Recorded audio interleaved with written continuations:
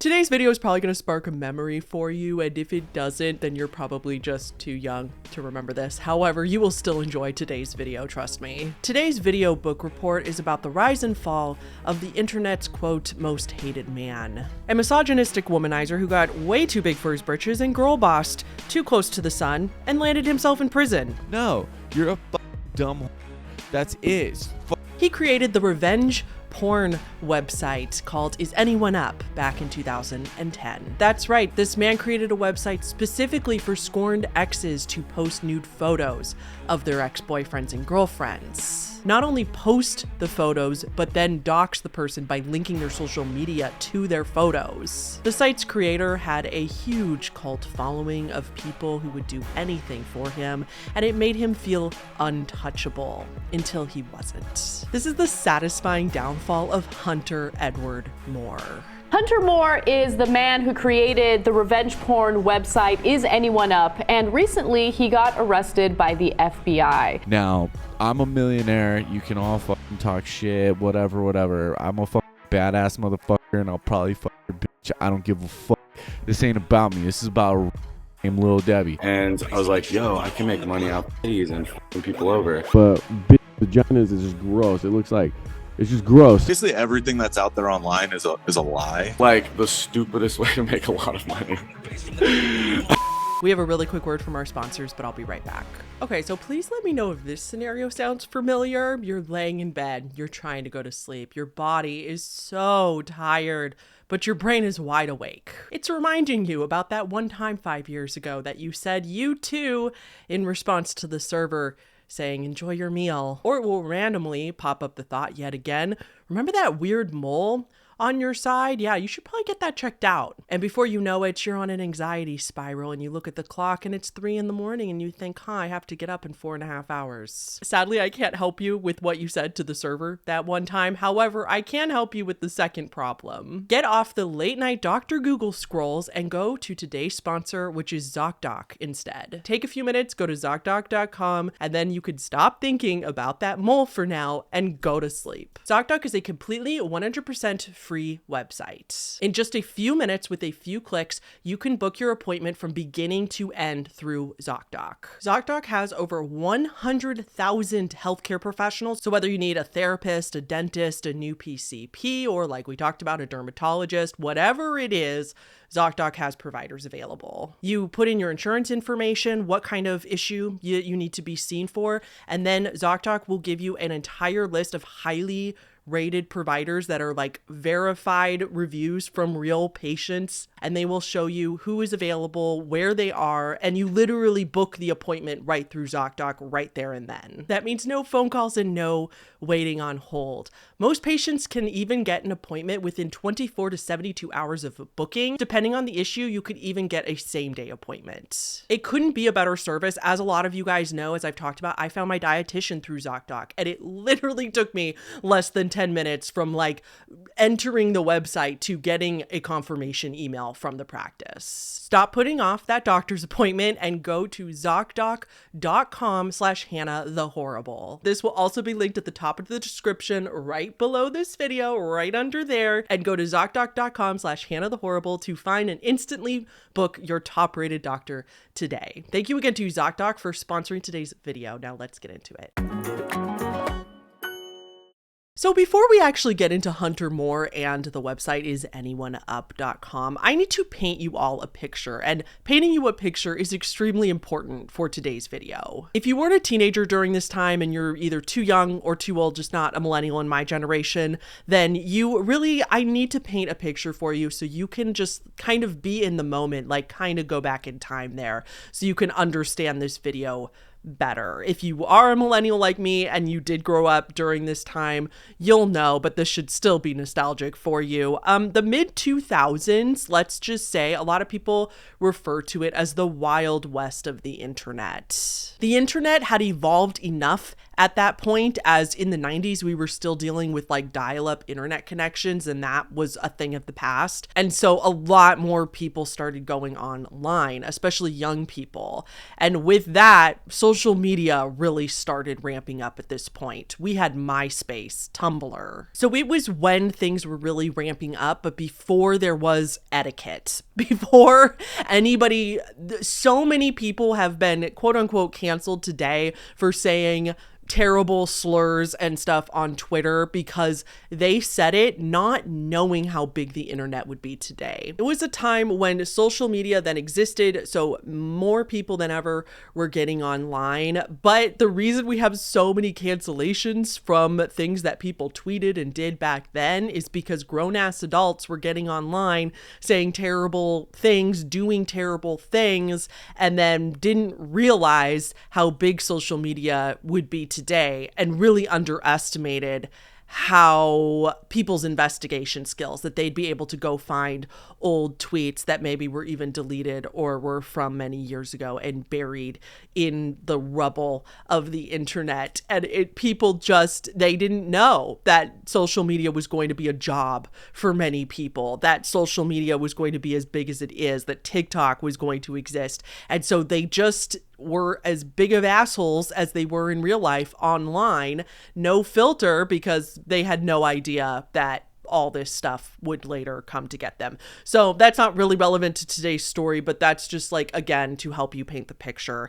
So with all that, there was the scene and the scene kids, the emo scene kids. And I was one of those kids for sure. I wasn't a bad girl though, and I wasn't a rebel, so my actions didn't exactly match my aesthetic, but I was definitely very much into this whole thing. I was obsessed with Panic at the Disco and Hollywood Undead and thought that I was really cool for listening to Hollywood Undead. I put fishnets on my arms, bow clips in my hair. I begged my hairdresser for the weird spiky mullet, and then I dyed my hair black. I turned into a mall rat where I would buy bright yellow American Apparel zip-up hoodies. And then me and my friend would infiltrate Hot Topic and become friends with the employees there. There was a time where I was going to El Corazon, this little underground kind of music venue scene. It's very popular if you're in the Pacific Northwest, and would go there almost every weekend for a time because that's where like the up and coming, sometimes bigger bands. I remember I saw Cobra Starship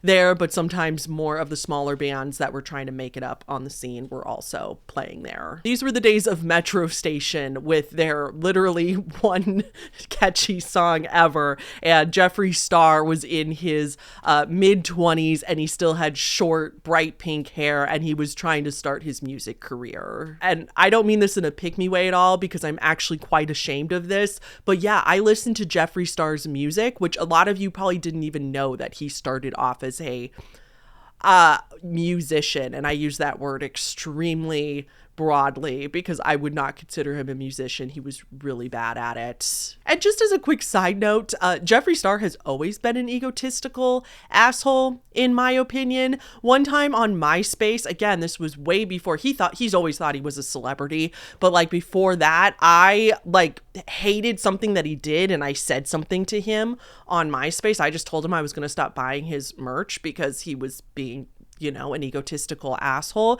And he like responded to me. By the way, I was 15 and he was like either 24 or 27. I don't know. He was a grown ass man. And he replied to me and told me how ugly I was and shit like that. And when he got big on YouTube, I was just sitting there waiting for his downfall, which was inevitable because he's literally always been like this. But with people just openly saying slurs as if there was nothing wrong with it on the internet, people also, like, you have to understand the humor back then was terrible. It was like, this was before we had kind of the Me Too movement, and both women were slut shaming each other, men were slut shaming women, and if you didn't laugh, you were dogpiled and alienated and bullied. And online, essay jokes and S-word, jokes were everywhere, like around every corner, and it was just funny. You had to laugh or participate or at least laugh. Like, I'm telling you, I'm not exaggerating. Like, Tumblr and MySpace were a wild alternate dimension. Not that I was a saint by any means, I'm not saying that, but again, I'm just trying to illustrate the cultural shift that was going on during this time. I'm also not trashing scene kids and that aesthetic. A lot of the community, I don't want to make it seem like it was all toxic and terrible. A lot of the community was quite wonderful and supportive, and I did have a lot of, there was a reason I was a part of it. And then with all of that, a huge part of the scene, the emo scene was music. Like I said, I used to go to, the little venues every week and go bounce around in my skinny jeans. And that is what we were doing. That is what so many scene kids were doing. We were going to clubs and seeing bands. And again, there's been lots of cancellations later because back in those days, it was so normal, which I can't believe I'm saying that when this is only like 15, 20 years ago, but it was so common, I would say, not normal, I should say common, for these bands who were often mid-20s men, sometimes older, sometimes just hitting 20, but regardless, not minors, adults, loving the fame and hooking up with underage girls, hooking up with their fans. Still a lot of accusations of that, even if they weren't actually hooking up with them, just a lot of accusations that came out later of just harassment or inappropriate relationships with fans. 25-year-old men in a little emo band inviting a group of 16-year-olds into their trailer afterwards is pretty shady, right? But that was extremely common, and that's just kind of how this whole scene went. So that's kind of a picture of the culture around this time. I also want to be clear that that does not mean that any of the bad parts about this culture are right. Just because it was common, just because it was normal, because people weren't being held accountable for being awful yet, doesn't mean that it was ever okay. It just means that we hadn't organized a way for the internet society to disprove of these things quite yet. Like, we did not have really a way to hold people accountable the way that we do now. There's kind of a process for whether it's good or whether it's a good process or not. Again, that could be a whole other video, but there is a whole thing of like showing people what they did and like asking them to apologize and take accountability. Okay, so you get it. Hopefully that like helped you either go back to that time or kind of understand what that time was like. So this is Hunter Moore, born March 9th, 1986 in California. You will find as we go through this journey together that this is probably the most pick-me edgelord that you will ever come across. He has major case of SDE. He was definitely like the epitome of a scene kid. I would not categorize him as emo, but he definitely had that scene kid thing, even though he was in his 20s at this point, and he was trying to make it as a DJ. Remember I said, just because a lot of people got away with stuff did not make it right. Like, we still had morals. It's just that there was nobody holding anybody accountable yet. So, when Hunter's 24 years old, late 2010, him and his friends were nagging women that they were trying to, I don't even want to say date because it seemed more like they were just trying to sleep with these women. But either way, women they were interested in, they would nag them, like in their own words, asking women over and over to send them nudes. Him and his friends one day got the idea that, hey, maybe we should just make a website so that if anybody else wants to send us nudes, they can. And then we can post them on this website. There was this really famous band at the time called Bless the Fall, and I was banging this dude's girlfriend, and I wanted to show my buddy Carlos the pictures, and my friend Lally the pictures of the girl because she was so fine, right? And at the time, this was on I don't know if you remember AOL Instant Messenger, but you connect on, it was just chat or whatever, but everybody could FaceTime. Well, not FaceTime, cam, and you could, so someone couldn't save the image, you would drag and drop it, and everyone in the cam like this would see the file because I didn't want them to save it. I wasn't that demented yet.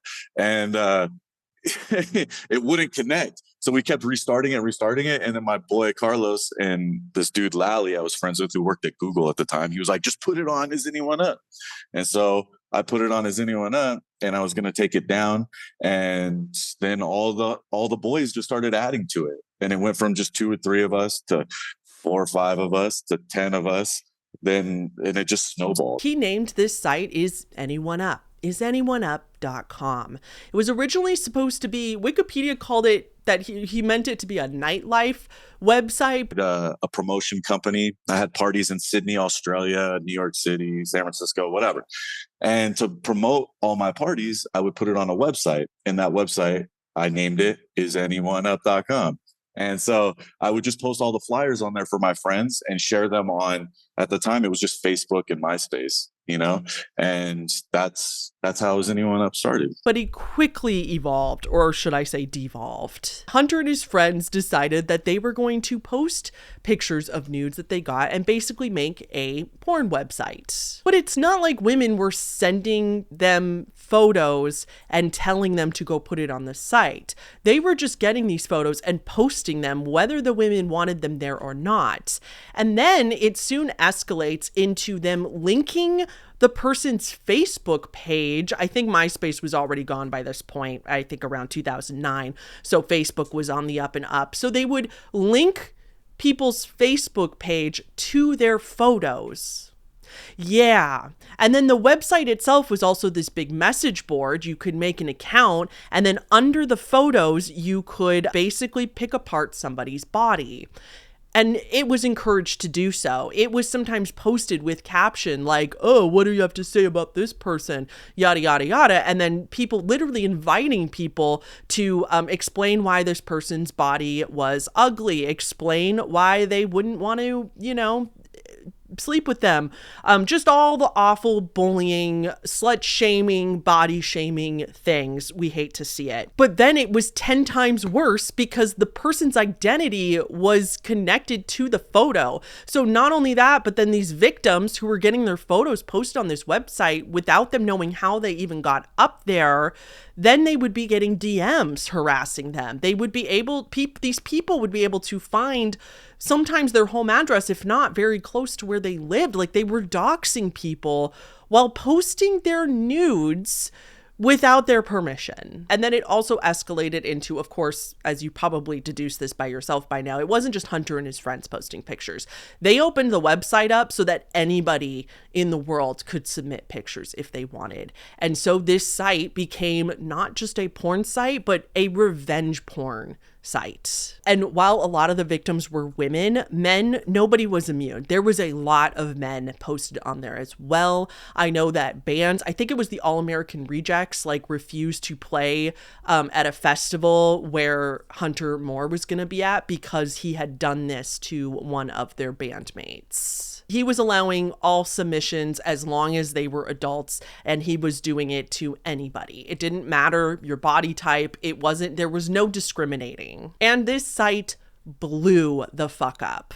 At its peak, it was reportedly getting over 30 million views a month. Even though people are not making the same type of money that they do now online, you still have to, 30 million views a month is insane. I think The Walking Dead at its peak had 11 million views per episode, right? My YouTube channel usually gets between 500,000 to 1 million views a month, give or take. That's usually my average, right? So imagining 30 million views a month when the internet was still a toddler is just mind-blowing to me. Now, while that same amount of views would convert to a lot more money today, Hunter still made a good chunk of change off of this site every month. He was running ads on the website, and he was also selling merch, Is Anyone Up merch. And with all that, the website, he said, he claimed at one point made $20,000 a month, but other reports say it was around $13,000 a month. Either way, a 5-figure amount, low 5-figure amount. A lot of fucking money, dude. I don't remember numbers, but probably 30 to 50, after paying my overhead a month, a lot of money, dude. But still, for that time and for not that much creation, him just running a website where people were being awful, that's a lot of money. He did have to pay about $8,000 in domain fees every month. And then when it also started to get so big, he also had to start paying age verifiers that were just like around the clock age verifying anybody who submitted to the site to make sure that they were over 18. Hunter himself claimed that he was working like 18 hours a day or something like that. I don't know if that's exaggerated, but he said that he was this site was his life. That was like all he did. And the age verifiers were working around the clock as well. And I know, what a saint, what a good guy he is to make sure that his revenge porn website at least doesn't have minors on it. Now, I honestly do not think that Hunter is a PDF or anything like that. I think he's made his feelings about it extremely clear. He's always been worried about people submitting minors on his website, which maybe that should tell you something about what you're doing and that it's shitty. But I honestly, personally, this is a personal opinion, regardless of whatever he says, in my opinion, I think he honestly just cared about that because it would get him in legal trouble.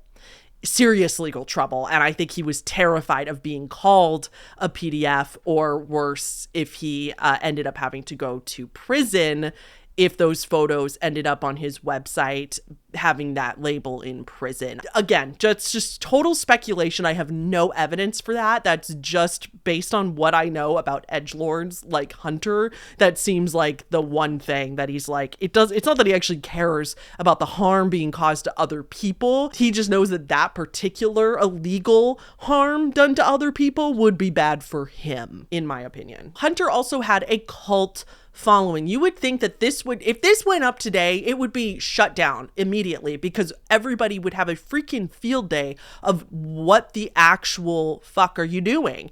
And back then, that was not the case. There was a ton of edgelords that followed Hunter the Edgelord, and these were not just incels, not just men who hated women. These were a lot of young women as well. Teenagers, of course, but also young women who called him a god, who tweeted about how they would do absolutely anything for him, if you know what I mean. Like, these were extremely often explicit tweets. They would call him a god. They would call him father. They would follow him to the ends of the earth. Like, it was literally again, not an act. I don't mean this literally a cult, but like very cult-like. He had a cult following, and Hunter loved it. He ate this up like nobody's business. They even like called themselves the family. It was so weird. But all these people gassing him up, having this cult following of people that for every person that said that this was wrong, and there were people who thought this was wrong, for every one of those, there were 5 people that would come forward and say, well, we'll dox that person for saying that about you. We'll go after that person for saying about you, or worse, threats, or we will follow you for forever, or just ignore them. You're the best, blah, blah, blah, blah, blah. So not only did that lead to Hunter feeling more untouchable because he felt like he had this whole army behind him, but it also made him justify what he was doing. All these people were fine with it. So clearly, I'm giving the people what they want. It can't be that. He wasn't minimizing it. He was saying, I don't give a fuck. He self-described himself during this time as a professional life ruiner, and he prided himself on, I don't care that I'm ruining people's lives. I don't care that I'm sending people into a depressive spiral. I don't care that people are literally attempting terrible things. If you know what I mean, YouTube terms, because that my picture is up there and I refuse to take it down. When he would go on podcasts or interviews, he would say, essentially, these people deserve it. It was just victim blaming. It was just, they shouldn't have taken the photo in the first place. They should know that everything ends up online, which the irony of that, because we still have everything that he's ever done online and everybody else who's been canceled since. He would just say, you shouldn't have treated your ex that way then, or you shouldn't have taken those photos or sent those photos to anybody in the first place. And he would just be like, yeah, they deserved it. And people would say, don't you care at all? And he'd just be like, no, honestly, I don't care. He was proud of this. He felt validated, and he was hungry for more. Like I said, biggest case of SDE I think I've ever heard of. Hunter mocked his victims. If people sent him DMs, messages requesting that they get their photos taken down, he would ignore them. He would sometimes just respond LOL to like cease and desist letters. No matter what anybody said to him, no matter how devastated they were or how much they pled with him, like, this is actually ruining my life. Please, please, please. Not an ounce of empathy. Not an ounce of empathy. In fact, he would justify it and say, you deserve it. He would also say that, like, I'm just giving the people what they want, and using the whole, if I didn't do it, somebody else would. The oldest stuff in the book to justify this. It was wild. And then after that, when people would threaten him legally, he would say, I don't care because I'm not doing anything illegal. And you might be shocked to find out that he wasn't. Now, technically that's an improper statement because we will get to the part that he was doing that was illegal. But revenge porn itself was not illegal back then. It has only since become illegal, and it wasn't even a federal crime until, from my understanding, like 2021. So it was only illegal in most states up until very recently, up until a few years ago. So during all this, Hunter was not doing anything illegal. He had a lawyer that was representing him and looking through all this and making sure that everything was on the up and up, at least the parts that the lawyer knew about. On the website, he had a daily hate tab where he would post people's angry comments to them because they were victims, and he would just post them on his website for people to further make fun of them. He said at one point, quote, do you know how much money I'd make if somebody K-worded themselves because of is anyone up? He posted at least one teacher. I'm pretty sure there were multiple, but at least one of the teachers, he literally posted her photo with the caption, do you think she'll lose her job? Like, what kind of mommy issues do you have to act like this? Like, you must crave so much power and validation. Like I said, it's just so pathetic and weird. Okay, so going back for a second, remember how I said revenge porn was not illegal during this time, and it wasn't until years later, and that is true. That's why Hunter also felt very touchable. He didn't feel like he would ever get arrested or prosecuted for this because it wasn't against the law.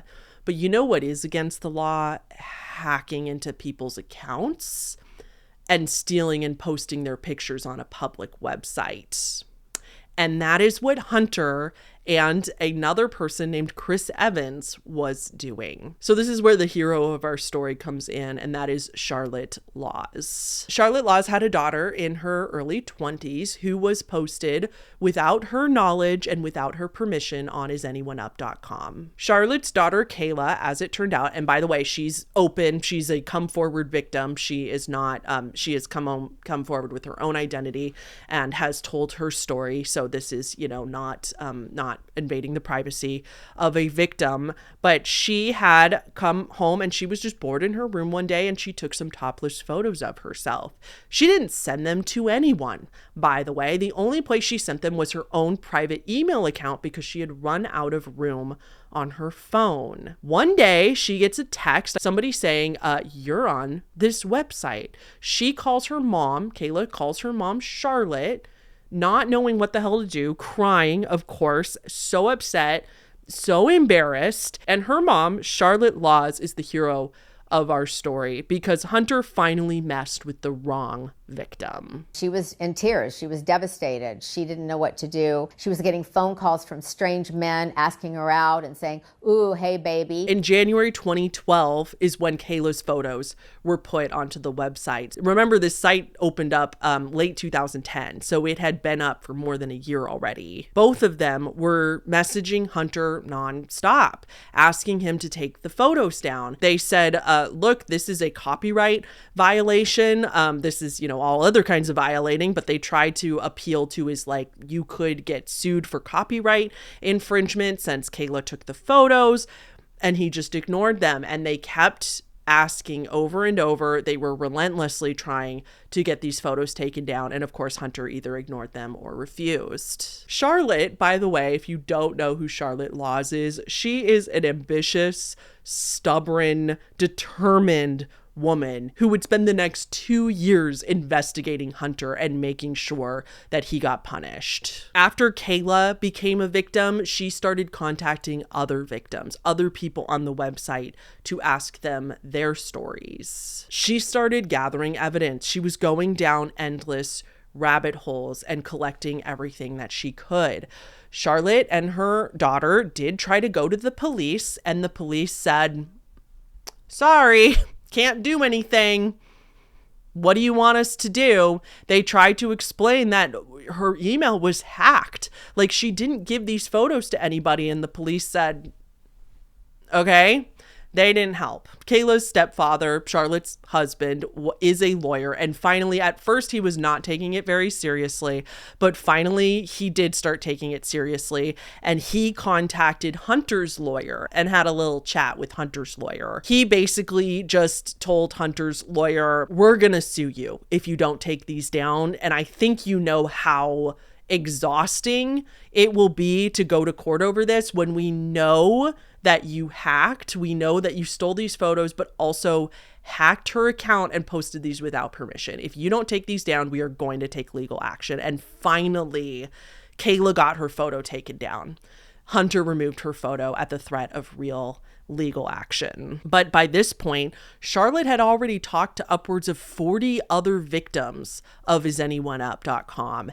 And Charlotte has, like I said, amazing, badass woman, extremely stubborn, extremely ambitious, and she, unlike Hunter, has an ounce of empathy and cared so much about these victims that she was not about to let it go when Kayla got her photo down. That was not enough for her. She was like, okay, bet. Here we go, I guess. The thing that Charlotte started to realize by talking to other victims is that her daughter was not the only one that was hacked.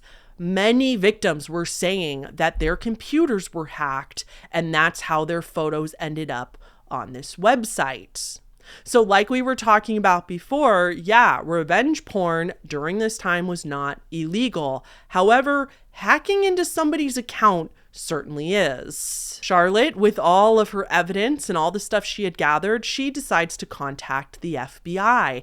Thankfully, the FBI did take this seriously and did open an investigation. They figured out that people were being hacked through Facebook. So a hacker would imitate one of their friends, one of their mutual friends on Facebook, DM them and say, "Hey, I got locked out of my email and I lost my phone." They would say the same thing more or less to each person. "Can you send me the recovery code for my email? Can I get the code sent to your phone so that I can get back into my email account?" But because this was a friend, the person trusted them. And again, I think a lot of us, we didn't know about whole, not sending codes to anybody either. So they just thought, whatever. So they would send the code to this person, but the person would immediately hack into their account instead, obviously. And then once they could get into their email and their computers, then they could see if there was any photos any compromising photos that they could post on Is Anyone Up. And lucky for the FBI, they didn't exactly have to put a lot of manpower and resources into figuring out who was doing this, because whoever was doing this wasn't that great at hacking. Obviously getting somebody's security code, if you can get that out of them, you don't exactly hack. You just log in and change their password, right? And then lock them out of the account. But this hacker was just using their home address and their workplace. So their IP address was connected, told the FBI exactly where they were. The FBI were looking at all the IP addresses of many of the victims who had been hacked, and they found the IP address linked to an address and somebody's workplace. So this genius hacker was not that smart. And turns out this person also hadn't hidden their email address. It was he was under the alias Gary Jones, and the FBI was then able to connect these IP addresses to Chris Evans. And Chris Evans was working with Hunter. Hunter was working with Chris, hired Chris, and was paying him I think $200 or something like that for every successful hack that Chris could do that resulted in a post on the website. So this was Chris's little side hustle that he was doing, helping Hunter hack into people's accounts and then post their nude photos online without them ever sending the photo to somebody other than their own email or other than in their own computer. What I don't understand about that is if the site was getting millions and millions of hits every month, I guess I don't really understand why they would need to do this. Like, why did he need to hack into people? Did that just make it more exciting? Were the posts that people were submitting themselves not juicy enough? Were they not good enough? Were not enough people posting even though they were visiting the site? Were not enough people submitting? I don't really understand that particular part. I'm not sure why Hunter would go do something illegal, but he pleads guilty to this later. But like, why do that when you have millions and millions of people worshiping you and willing to help you with this? As far as the hacking or any of that bullshit, it was more like at the beginning, like, dude, I had hundreds of millions of unique hits a day. Like, I didn't need to, like, we were getting so many photos and videos. It wasn't like I didn't need to hack anything. As far as like the hacking and stuff, I started looking, switching to a business mindset where like, okay, nudes are a commodity, this is oil, this is fucking, bottles of water, food, whatever. I started looking at it as a business. So when I would go out, people would come up to me and they'd be like, bro, I've got so-and-so's photos, I'll sell them to you. Or I'd get emails like celebrities, photos. And that's what I would do. And I eventually created a team and I gave them a budget and they would go out and buy photos. So the reason I got in trouble is because we were buying photos. My team was buying photos.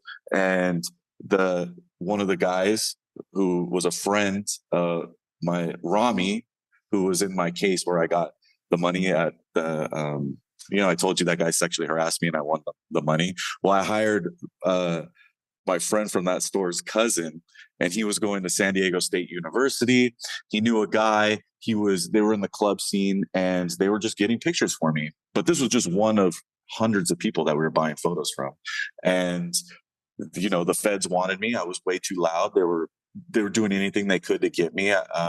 They were seizing my servers constantly, and they found a hole with me, purchasing photos as a commodity, which was a huge mistake. Obviously, I wish I had never done that. And yeah, the guy was hacking them, and I got a conspiracy charge. So he was arrested for hacking and doing all of that stuff.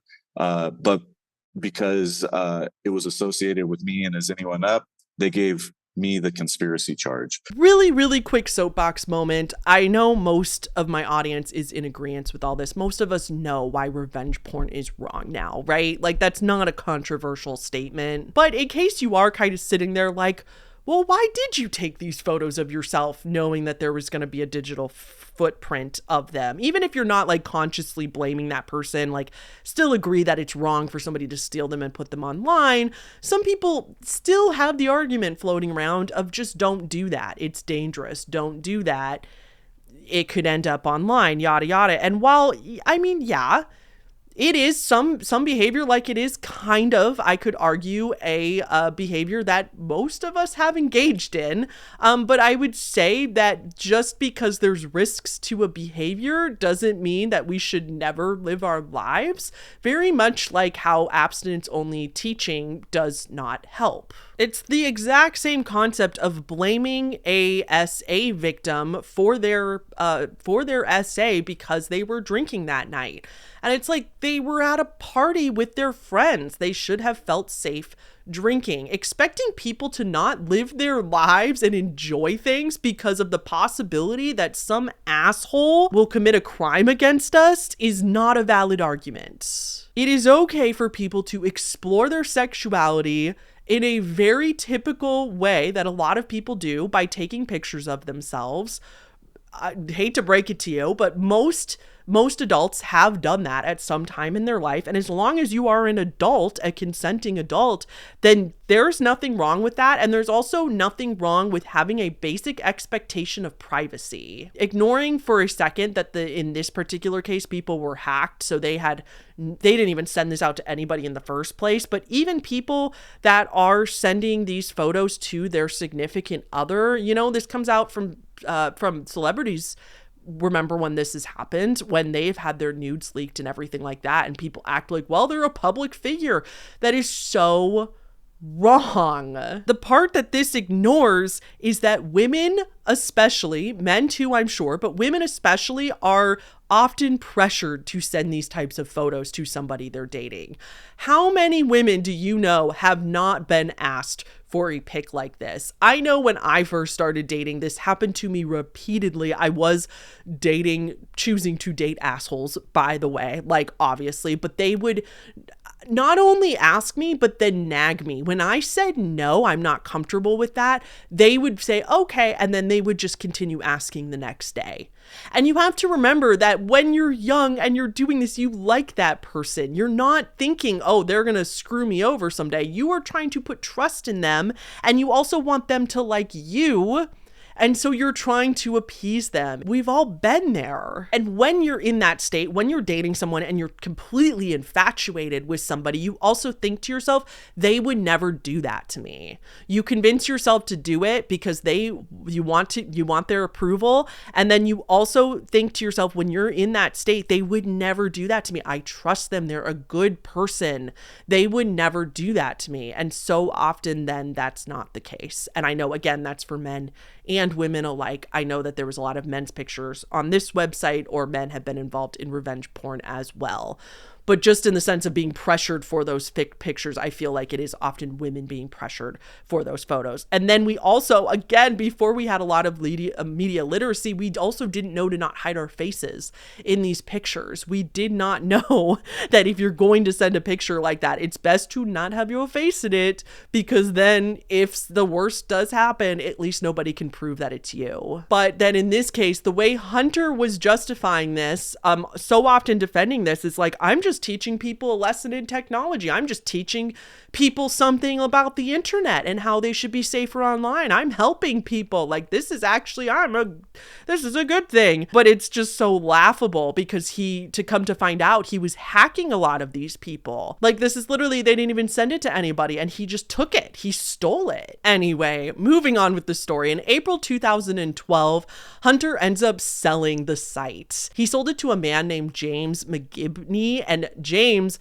made the site into an anti-bullying site called bullyville.com. James is an ex-Marine and a cybersecurity expert. And mind you, the FBI is investigating the hacking suspicions, but this is a side quest. This is a side story that was happening alongside everything. So as the FBI is in the middle of investigating Hunter, James gets into contact with Hunter and says, hey man, the FBI's looking into you, and, they're looking into you quite hard. Just FYI, the odds, like, I'm a cybersecurity expert, and the odds of minors not being on your website somewhere are very, very slim. He basically, like, even though he didn't know it was true, he basically scared Hunter into selling the website. He said, now that the FBI are looking at you, like, you're really going to want to get rid of this, because if they find that, even if you didn't post that, if they find minors on your website, you're screwed. You're getting prosecuted for that. And that was like Hunter's one big fear. That was the only thing he cared about, was making sure. He didn't care about anybody of the victims. All he cared about was that they were all adults. That was the only thing, is that he just didn't want to get in real legal trouble. But James was like, it's impossible to actually age verify everybody for 100% certainty. It's impossible to do that. And while this site is so big and there's so many submissions, the odds of there not having somebody snuck in there who's under 18 are slim. And it worked. He offered him around $12,000 and Hunter bit. He decided, okay, I will sell the website. Total side note of this case, just part that I thought was funny, is that Hunter later accused James publicly of being a PDF, like made all these accusations really hated James. I think because after he sold the website, then all of Hunter's followers came to him and called him a sellout and got really mad at him. And so he took it out on James and called James a PDF, would tell him terrible things, like, again, publicly tweeting about how he was going to do something to his wife while his children watched and while James watched. Like, all this bizarro lashing out, insane shit. The funny part about that side quest is that James was so pissed, he did sue Hunter. He sued Hunter for defamation, which, by the way, that's real defamation right there. Sued him for defamation and won in 2013. And Hunter, to this day, still owes James like $350,000. Again, having very, very low empathy for people and an I don't give a fuck attitude can only get you so far. Like, Hunter just literally accusing somebody of these things publicly. He's not the sharpest tool in the shed. We'll just say that. I'm a fucking gangster ass motherfucker. Fart in my face. I don't give a fuck. Okay, so very, very quick summary so far. Charlotte, after her daughter gets posted on this website, gathers all the evidence, gives it to the FBI. While the FBI is investigating Hunter, Hunter gets scared. He's a very scared boy. And so he sells the website to James. All of Hunter's followers were livid that he sold the website. They could not believe that he would sell out like that. They thought, this image that they had of him of like, I don't care, I'm gonna double down no matter what. This whole like godlike figure that they had in their minds was just shattered. So later that year, in November 2012, Hunter announces that he is going to make a new website called isanyoneup2.com. It was going to be a new revenge porn website that he called, it's going to be the scariest thing on the internet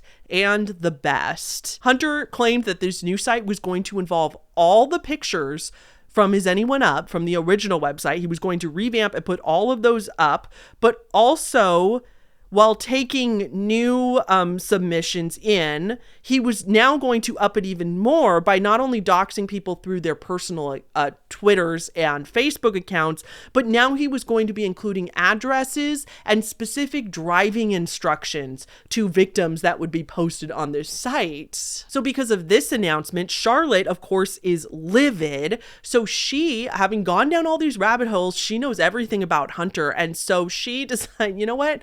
I want him to know what it feels like. So she doxes Hunter. She posts his home address online and she tells people, hey, if you have been struggling to get your cease and desist or your legal papers to Hunter, here's where to go. Here's where you send your person. Now, I don't condone doxing, of course, but in this case, I condone doxing. I'm just going to say it. In this particular case, Hunter deserved everything that he got from this point on. Hunter, the fact that he threw a hissy fit and started threatening Charlotte, started sending his followers after Charlotte for doxing him after he has literally done the same thing to countless people and planned to do it even more, told people he was going to do it more, but then throws a literal tantrum when somebody does it to him. I cannot get over how sad that is. Like, he's just so... the mommy issues, the SDE. I like hooking up with old women too, because I like them to act like my mom and stuff. Of course, then Hunter's followers go after Charlotte. Of course, Charlotte also gets just bombarded with, death threats, DMs, every threat in the book, people calling her house phone and then like saying like, I know where you live, and then hanging up. Like, actually, this poor woman was terrified for months. And again, I say I condone doxing in this case for Hunter, because Hunter leaking countless young women's and men's addresses online, that was his plan. That's what he said he was going to do. He had all these women, all these people being sexualized without their consent, putting all these people at risk of being stalked, essayed, or worse in their own homes and then turning around. Oh my God, the hypocrisy. He's just such a coward. But thankfully, Is Anyone Up To never gets put up because the hacker group Anonymous, the real deal hacker group, gets involved. This stuff has been on the news. They heard about everything going on. Charlotte's been doing interviews. And so somebody from Anonymous contacts Charlotte. I know I'm not going to get into what Anonymous is. I'm assuming most of you guys know what they are, but they are a hacker group. Nobody knows who they are. They have members I think all over the world, but they have done some insane shit in the past. They are the real deal. They can fuck you up if they want to. And for Hunter, they wanted to. So in early 2013, somebody from Anonymous contacts Charlotte and says, "We want to help you. We are going to take Hunter down." And that is exactly what Anonymous does. Greetings, citizens of the world. We are Anonymous. This is a call to all Anonymous worldwide. You have a chance to make a real difference in the lives of hundreds of bullied teenagers and protect them from real harm such as rape or stalking. Hunter Moore, founder of previous revenge pornography site isanyoneUp.com, is coming back stronger than ever from the shutdown of his previous website. This capitalist makes money off of the misery of others. People submit pictures of others naked to his website and he posted their social networking profiles along with the pictures. This time he is taking it a step further and plans to list physical addresses next to the victims' pictures along with a map to their house, self-proclaiming that he has single-handedly enabled the stalking of hundreds. His servers are up. He already has domains he is secretly testing and will go public soon. He hides behind a loophole of Section 230 of the United States Online Decency Act, which states he cannot be held legally accountable for third-party submitted content. This is a call to all of Anonymous. We will hold Hunter Moore accountable for his actions. We will protect anyone who is victimized by abuse of our internet. We will prevent the stalking, rape, and possible murders as byproduct of his sites. Operation Anti-Bully. Operation Hunt Hunter engaged. We are Anonymous. We are Legion. We do not forgive. We do not forget. Hunter Moore, expect us. Anonymous hacked all of Hunter's computers, took over all of his servers. He had no control over anything, but it got so much better than that. According to a documentary that I watched about this case, they wiped all his data from his servers and his backup, so he couldn't get it back. They managed to mess with Hunter's social security number. They managed to make his passport inactive so he couldn't flee the country. They allegedly hacked his bank account and donated a bunch of money to a women's shelter. Not sure if that one actually happened or not. That one's pretty up in the air, alleged. But they also shipped hundreds of dildos to his house. Not really hacker, but pretty slay. And then they also declared him dead in the state of California. And it took him a month to get declared undead in California. They called it Operation Hunter. All they wanted to do was cause him time, headache, money, and give him some stress, give him a headache. Hunter played it really cool. He was just like, "Oh, I don't care about that. Anonymous is just a bunch of 16 and 17-year-olds in their bedrooms being all blah, blah, blah, blah, blah, and doing this and that. And they're actually, yeah, it's pretty sad, actually. They're such a joke." But then he never posts the second website. It worked. It messed with him more than he was willing to admit, in my opinion. They made it very clear that it was going to get worse and that they weren't going to stop. And so Hunter didn't ever put up his second website.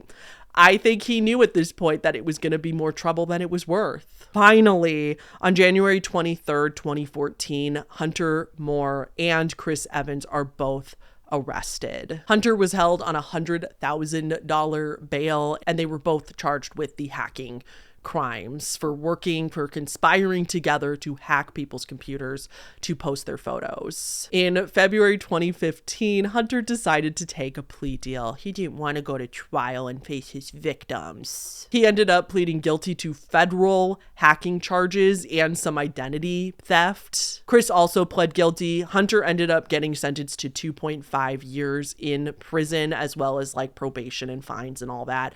Chris was sentenced to a little over 2 2 years in prison. Now, Hunter, of course, did not serve his full sentence, which I mean, I don't think that shocks anybody. He went to prison in December 2015 and he got out.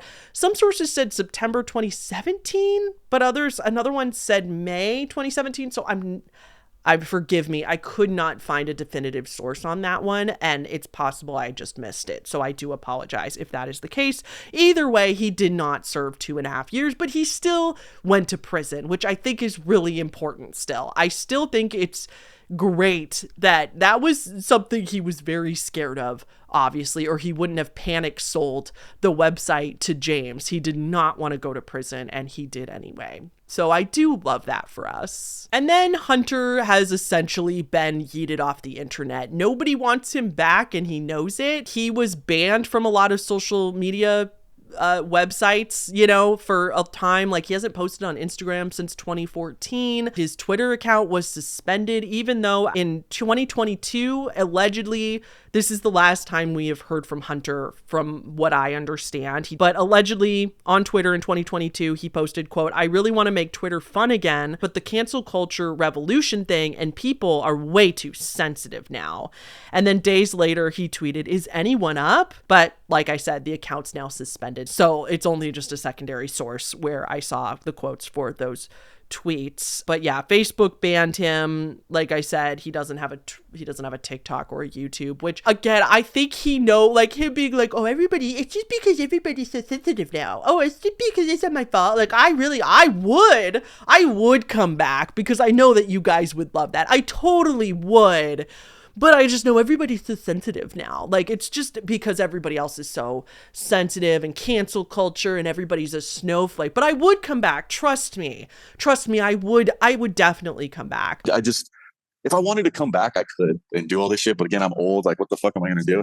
And I think, honestly, he's just a coward. Like, I honestly think that he is too scared to come back because he knows that all the people that followed him back then, the vast majority of them were so young that they didn't know any better. A lot of them, I want to give the benefit of the doubt, were just blindly agreeing and following so that they wouldn't, could keep their friends. And a lot of them were too young. And so he knows by now they're not going to support him. And all the people that were old enough, all the adults back then that supported him, he probably knows are so old now that they're probably not going to be on TikTok and YouTube. At least if they were, they wouldn't be following somebody like him. Like, I think he knows that it would be a massive failure to come back and that nobody wants him and that he wouldn't get any views and he wouldn't get engagement, and that would be really, really, really embarrassing for him. That would be embarrassing if he tried to come back. And so that's why I think that he hasn't. It's just so freaking funny to me that he's just, "Well, I would come back. I would, trust me. Yeah, no, I totally want to, but I guess for your guys' sake, I guess I just won't, because I just don't want to cause, it would be too much of a thing. Like, it would cause so much drama, and I'm just, so I don't know what he's doing nowadays. I couldn't find any information about what he's doing. It wouldn't surprise me if he tried to come back with like a Manosphere podcast or something like that. I don't think he's changed from what I can tell, and it wouldn't surprise me if he tried to like get in with like Andrew Tate and or like Joe Rogan or something like that. Like, it just wouldn't shock me, but I honestly think he's too scared. I think he's scared. All evidence up till this point points to him being a very, very scared little boy. And then in 2018, he wrote a book about his side of the story. Yeah, I read a preview of this on Amazon, and it's on Amazon. Like, it's a free book on Amazon. I just read the little preview part. How is this a book? And he says at the beginning, like, "Yeah, I'm not gonna like edit this. I'm just gonna be like run on sentences, and I'm just gonna be myself." And in 2018, this man is like 32 in 2018. He's like, wait, how old is he? It's 86. Yeah, no, this man is gaining on 40. He's like 39 now. And he posted, and when he was like in his 30s, he posts this book. "Is anyone up? The story of revenge porn. Here's just a small quote from the beginning of the book. I just grinded away during that time, throwing parties and trying to not K myself. I remember my friend Lolly at the time wanted to go get on iChat to see pictures of this girl I was effing. Her name was F. What was her name? I think it was Evelyn or something like that. She was dating or engaged to some semi-famous MySpace band dude. She had an amazing body, kind of a horse face, but it didn't matter. Her body was on point. She'd been that girl on Instagram now with 500,000 followers taking pictures of her ass with a booking email in her bio. What do they even book those girls to do anyway? It has to be the same low-key escort shit. Okay, back to the story. That's the entire book, is just stream. Oh, well, I guess it's, I don't know. I haven't read the whole book. Maybe after the sample, he got an editor. The whole book is just him like stream of consciousness. What a fucking joke. It also just blows my mind, people like that like insist that they're straight and yet they seem to really hate women and their bodies.